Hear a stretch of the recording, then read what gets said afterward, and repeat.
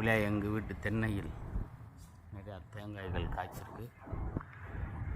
நம்மளே புழங்காமல் கொடுக்க தேங்காய் ஓகேங்களா.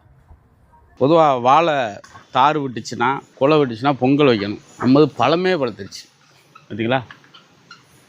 இவ்வளோ ஃப்ரெஷ்ஷாக எல்லாமே வாழைப்பழத்தை பிடுங்கி பழுக்க வச்சா சாப்பிடுவாங்க.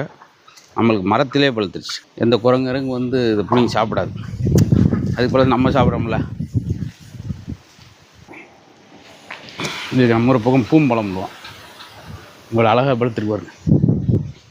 வர்ற கஷ்டத்துக்கு இங்கே ஃப்ரெஷ்ஷாக பிடிங்கி சாப்பிடுங்க. இன்னும் நிறைய எல்லாத்துக்கும் பொங்கல் வைக்கணும், டைம் இல்லாமல் போயிடுச்சு. முருங்கை இங்கே ஒரு மரம் காய்ச்சிருக்கு. அதே போல்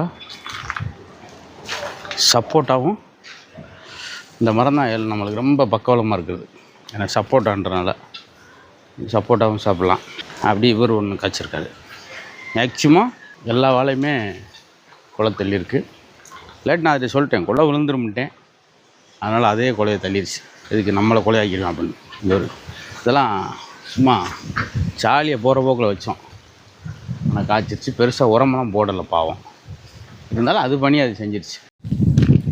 வாத்துக்கள் பார்த்திங்களா, இப்போ ஸ்லோவாக தான் வரும். ஆனால் பேர் டக்கு. அதனால் பூம்பழத்தை நம்ம சுவைக்க வேண்டுமென்றால் விழுந்துடாமல் வெட்ட வேண்டும். ஒரு செகண்டில் எல்லா பழம் விழுந்துருச்சு. அது ஒரு வாத்து சாப்பிட்டுக்கிறோம். இதை வந்து நம்ம பார்த்து சாப்பிட்டுக்கிறோம். வாங்க போங்க, அங்கே போங்க போங்க. உங்களுக்கு விழுந்துருக்கு வாழைப்பழம், அங்கே போங்க.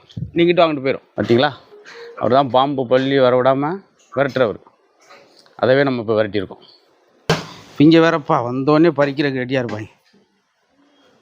போங்க போங்க போங்க. ஓகே.